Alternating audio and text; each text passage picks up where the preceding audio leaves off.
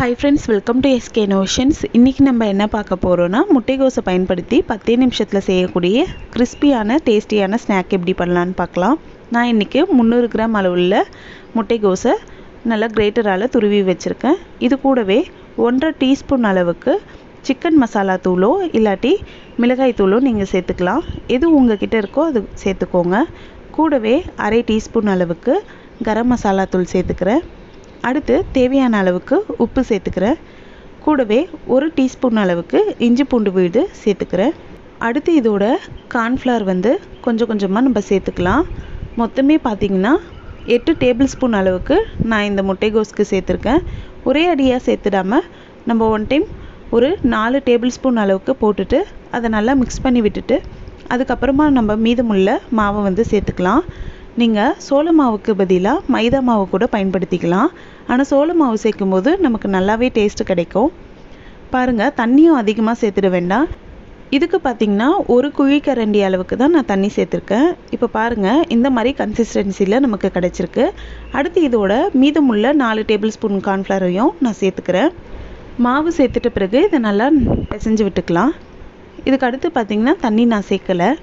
பாருங்கள், இந்த கன்சிஸ்டன்சியில் வர அளவுக்கு நல்லா பிசைஞ்சு விட்டுக்கோங்க. பாருங்கள், இந்த மாதிரி இருக்கணும். இப்போ இதை நம்ம எண்ணெயில் போட்டு பொரிச்சு எடுத்துக்கலாம். உங்களுக்கு ஒரு வேளை இது போண்டாவாக நீங்கள் போட போகிறீங்கன்னா இன்னுமே கொஞ்சமாக மைதா மாவு சேர்த்துட்டு நல்லா மிக்ஸ் பண்ணிட்ட பிறகு உருண்டையாக போட்டுக்கோங்க.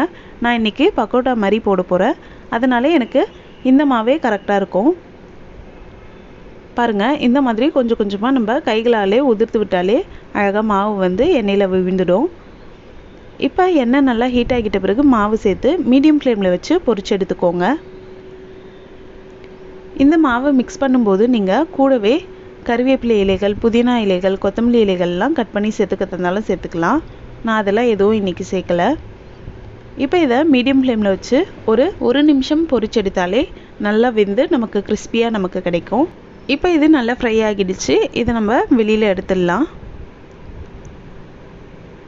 அவ்வளோதான், நம்மளோட சூப்பரான 10 நிமிஷத்தில் செய்யக்கூடிய முட்டைகோஸ் பக்கோடா சூப்பராக ரெடி ஆகிடுச்சு. கார்னிஷிங்க்கு கொஞ்சமாக கறிவேப்பிலை இலைகளை எண்ணெயில் பொரித்து சேர்த்துருக்கேன். ரொம்பவே கிறிஸ்பியான டேஸ்டியான முட்டைகோஸ் பக்கோடாவை நீங்களும் செய்து பாருங்கள். நார்மலாக நம்ம செய்யக்கூடிய வெங்காய பக்கோடாவோட இது ரொம்பவே டேஸ்டியாக இருக்கும். கண்டிப்பாக ட்ரை பண்ணுங்கள்.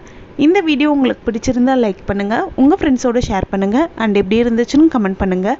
நம்ம சேனலை ஃபஸ்ட் டைம் பார்க்குறீங்கன்னா மறக்காமல் சப்ஸ்கிரைப் பண்ணுங்கள். தேங்க்ஸ் ஃபார் வாட்சிங் ஃப்ரெண்ட்ஸ்.